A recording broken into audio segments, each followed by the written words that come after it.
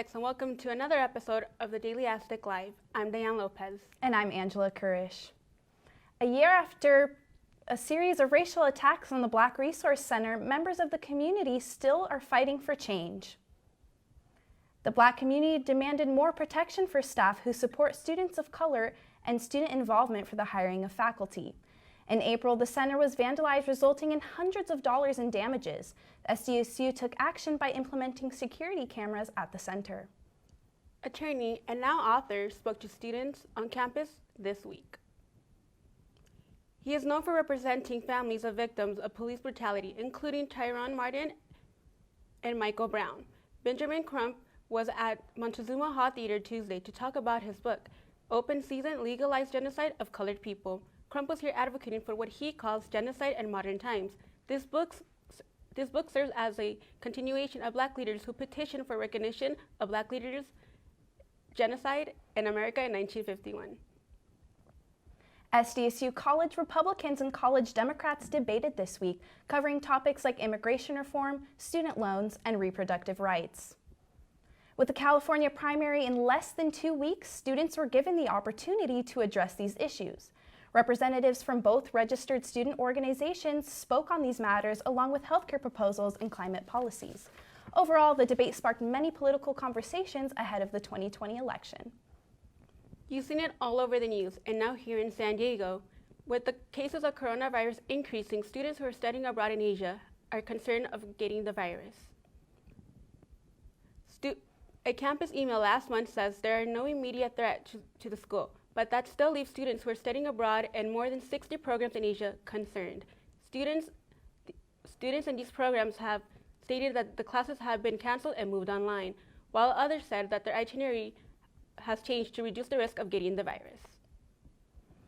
With the buzz of the virus spreading, what risks do students face here on campus? Our Daily Aztec reporter, Marianne Ete, went to the school and asked students about illness prevention. Take a look. I don't know much about the coronavirus, but what I do know is it's causing a lot of xenophobia. I really don't know anything about it. I know that it's relatively deadly. To be honest, not much. Coronavirus. You've heard about it and read about it all over the news, but there are still some misconceptions. So what's the real threat here at SDSU? This very contagious disease has now been confirmed in more than 24 other countries, including the United States. Mostly present in China, where it first originated, the virus, however, found its way across border to San Diego. On February 12, the international report by CBS News was alarming. Nearly 1,300 deaths and more than 60,000 people infected. As authorities are screening incoming travelers from Wuhan, 2 cases of coronavirus in San Diego were confirmed by February 12 and sent to the UC San Diego health system. Local health officials say that although the virus has spread, there is no need to worry.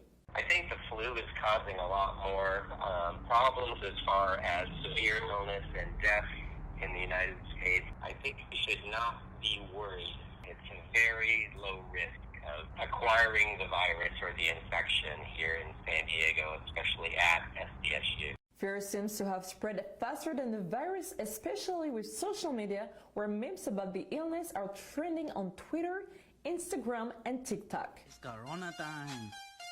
In various cities around the world, people of Asian descent have been documenting xenophobic incidents on social media following the recent outbreak of the coronavirus, now called COVID-19. Last month was in flu season, and I was coughing a lot last month. So every time I was in the public, I was coughing, and I just look around okay, hey, I didn't go back to China last month. Don't worry about me. It was not, it was not virus. In America, in San Diego State University, they shouldn't judge people if they, Asian look. So they think, I have to stay away from you because you might give me disease. As a measure of safety, San Diego State University has suspended the study abroad program to China during the spring 2020 semester. And for the Daily Aztec, I am Marianne Ete.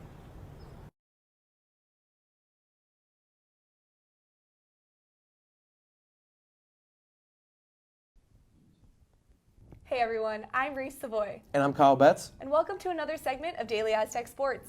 It's now one of the busiest times here on campus, from the men's basketball team advancing to 26-0 to water polo just getting their season started here on the Mesa. Yeah, you mentioned a lot going on, but first let's talk about one sport who just had its home opener, SDSU baseball. Yeah, baseball came out this past Tuesday at Tony Gwynn Stadium, defeating Cal State Fullerton 8-4. You know, we had Mike Jarvis and Matt Rudick coming out 4 for 2 with 2 runs. We also had Ryan Orr and Anthony Walters driving in 2 runs each as well. So overall, the Aztecs saw 11 hits, had a really great run production against a very solid Titans team. Yeah, when you put up 8 runs, not much more you can ask for. As you mentioned, great performance at the plate. Orr and Rudick leading the team right now in batting average, both over 400. This weekend's going to be a challenge for the Aztecs, though. It's the Tony Gwynn legacy, Iowa, USC, Nebraska among the teams that are coming to town. I think it's going to be challenging for this team, but I think they can pull it off if they get that run production at the plate. I say the Aztecs take 2 out of 3 of these games at least. Absolutely, Kyle. You know, it's a tough lineup, but it's nothing the Aztecs can't handle. Before going into the season, the Aztecs were predicted to come out first place in the Mountain West Conference for the 2020 season. Additionally, you know, as you kind of touched on, we've got a really stacked roster this season. You got guys like Mike Rudick, guys like Casey Schmidt. We've got Jaden Fain, who just last year was named the co-freshman of the year, which actually, Kyle, was the first time that's happened since 2007, back when Steven Strasburg received that accolade. Wow. So big stuff coming from the Aztecs. You know, I think we're going to fare really well in this upcoming tournament. Yeah, now switching from Tony Gwynn Stadium over to Viejas, the Aztecs are back. They took a road trip up to Boise State last weekend. They came out with a big win. Absolutely, you know, and a lot of stuff are coming up from the Aztecs defensively as well. If we're looking at the score, you know, we kept them at 55 points, which is the 12th time this season, actually, that the Aztecs have kept their opponents at or below 55. So definitely impressive on the defensive front there. Additionally, important to note, going into Sunday's match against Boise, Boise State was going in there scoring an average of 76.9 points per game. But again, referencing back to the Aztecs defense, we held them at a 41.2 shooting percentage. So big stuff coming from the court. Another thing to mention, the Aztecs didn't see a deficit on their side of the scoreboard the whole game. So we had the lead, we maintained it. So huge stuff, definitely exciting to watch. Yeah, it's crazy that Boise State entered the game being 12-1 at home. Aztecs came in and beat them by 17. You mentioned how good they were on defense. I mean, really just imposed their will. And that's really going to lead into this week's matchup against UNLV.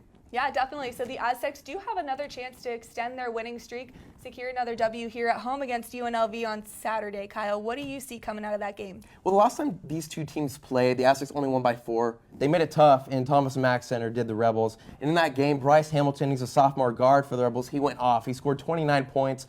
This time around, I don't think he's going to be as successful. I think Viejas is going to come alive, as they always do. It's always tough to play in front of a good home crowd. I think the Aztecs are going to win by double digits again, and they're going to extend their winning streak to 27 games. Absolutely. No, I have to agree on that front. We've got the show, a really phenomenal student section, so you've got that aspect, home court advantage, all important stuff. Once again, we already know we've got a suffocating defense coming at us, so something I really want to touch on, the Aztecs offense. You know, the past 5 games, we've won by double digits. Right. We got multiple guys coming through with double-figure points, so definitely a lot of contributions to the scoreboard, and I can definitely see us coming through and continuing those contributions in this game. So, you know, I really believe that we're going to keep that streak alive, come through 27-0. Well, the regular season is winding down for basketball, but another spring sport is starting to make waves. Check out what the Daily Aztec reporters Brandon Freed and Brevin Honda got to cover. Women's water polo on the Mesa finished last season ranked number 20 in the country. That's quite impressive, but with many of the players coming back this season, they are looking to regroup and improve upon their finish a year ago and compete for a national championship this season. Almost 3/4 of the team has returned for the 2020 season, and one of their key benefits for this team is their experience.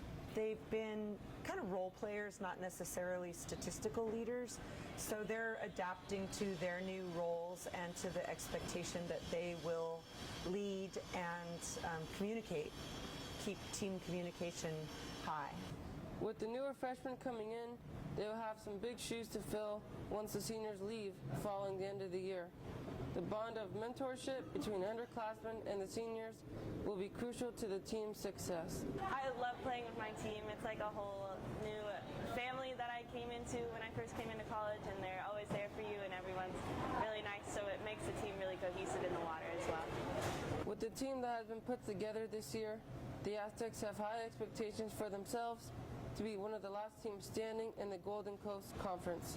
We kind of started off a little bit on the losing side, so we can only go up from here, and I really think that we're going to pull it together and win us a lot more games. The Aztecs are currently sitting at a 4-6 record. Through those first 10 games, SDSU has faced against 7 ranked teams and have a record of 1-6. Moving forward, the Aztecs will try to regroup and figure out a way to win those close games. And for the Daily Aztec, I'm Brandon Freed.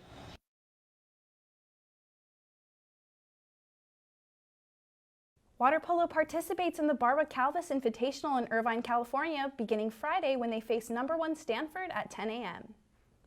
That's all the news we have this week at the Daily Aztec. If you like what you saw, look at our website. Also, next week there will be no show, so stay tuned for the following week where we will be going live from Las Vegas. Thank you for joining us. See you next time.